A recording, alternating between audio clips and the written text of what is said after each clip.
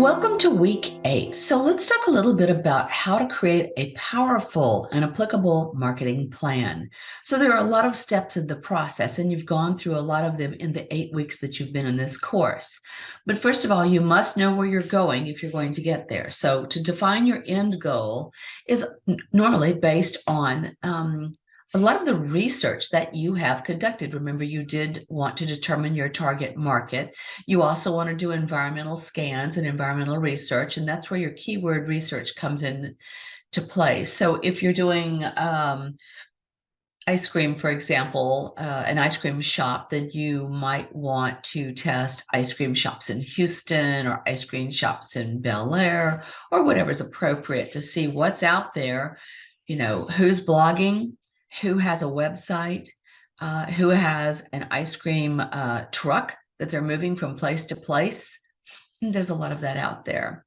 Then you want to develop your KPIs. So your metrics are those numbers that tell you or your client or the company how successful it is, what is going on, what the challenges are. So you may find that if you have an increase in people who visit your TikTok page, that usually equates to an increase in sales at your ice cream shop. So that would definitely be one key performance indicator. So we want to ramp up access to the TikTok page using some pretty clever strategies, or I'm sorry, tactics, so that we can then increase sales. It's that kind of thing. You do want to establish a marketing budget. It may be $1,000 a year. It may be $1,000 a month. It may be $5,000 a week. But whatever it is, establish the budget and stay within the budget. It's amazing how much you can do on a limited budget. There are food trucks in Houston that do exceptionally well. Everyone stays tuned in to their page or their Twitter link, so they'll know where they're going to be that day or upcoming days, and they will actually follow them around. So social media is magical. But if you have a budget that allows you to carefully take care of your budget, it's not expensive to use social media, but it does require exceptional amount of resources on your part, meaning creativity and strategic thinking and critical thinking, right? So you should have a website or a blog or maybe a page on TikTok or a Twitter account, something that makes sense. Instagram is huge. Instagram is a lot of fun too. So once you have your social channels for your startup or your small business, you now want to find influencers. So there's a whole 3 weeks that we spend on cultivating relationships with influencers. Who is the most likely person to influence your product or service? So if you are doing baseball caps, I'm going to say you want a Houston Astro, right? Absolutely. Where's Justin, right? If you're talking about food, who are the bloggers for food in the area? There are always influencers, and you develop relationships with them. You don't just throw money at them and say, here, market this. What you do is you get to know them and you get to know what they like to do. And then you contact them and share your product, service, or brand with them so they can experience it. And then you follow up with them to find out if they're interested in doing anything with it. And they're going to be very creative. It'll never be the way you want it. It's usually the way they want it. So they may like to do taste tests or bring in 3 or 4 people, Food Network style, 3 or 4 people to try something, to eat something and give their honest feedback. If you want the influencer, you'll probably have to work with them on that relationship. But then you look at it as what opportunities are there. So if you're running an ice cream shop and you find a couple of influencers, what could you provide for them? Well, they want more exposure. They want to be recognized. So maybe you have a day where that influencer is at your ice cream shop and they're doing tastings and pairings. Maybe they're pairing with soda or they're pairing with coffees or something like that. Maybe they're just pairing mix-ins with flavors. I don't know, but they'll want to do that. You might look at if you're doing like a hip hop group or a country group, somebody in music.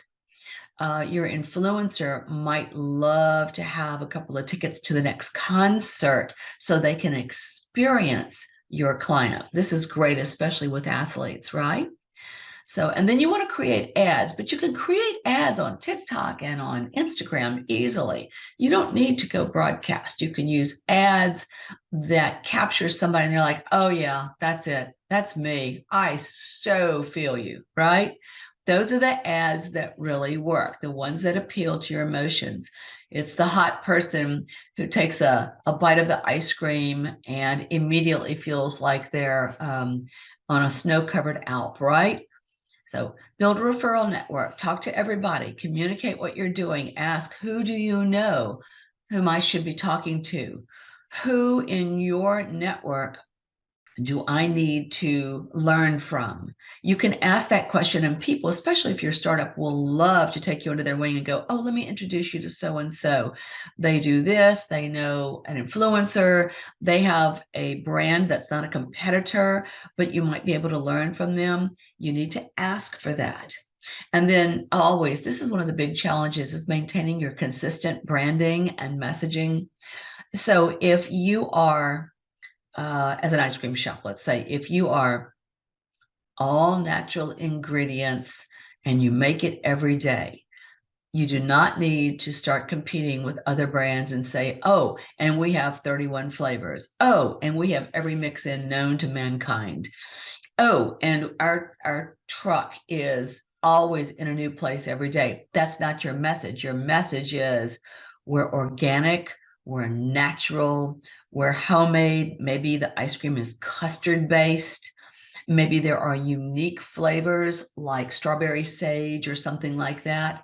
And people will seek you out for that specifically. You don't have to be all things to all people. You need to be true to your brand. And then, of course, you want to measure results. So if you are posting something every day and you see a spike in sales, look at what your advertising or messaging or Instagram was on the day that you spiked, or maybe your location, to understand. This goes back to your KPIs and your metrics, your key performance indicators. What's going on? Are you moving forward?